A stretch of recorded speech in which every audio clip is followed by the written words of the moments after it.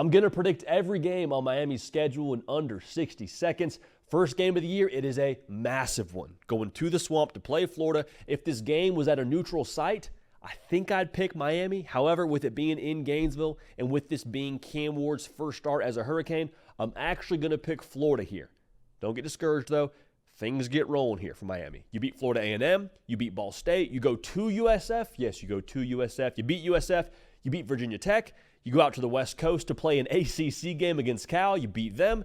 You beat Louisville at Louisville.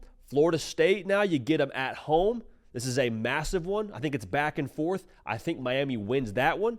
You beat Duke. You beat Georgia Tech on the road. You beat Wake Forest. You go to Syracuse for your regular season finale. Syracuse now could also be a little bit more sneaky than most folks would like to believe. However, you win that game. You finish with a record of 11-1 and a spot locked up in the ACC title game.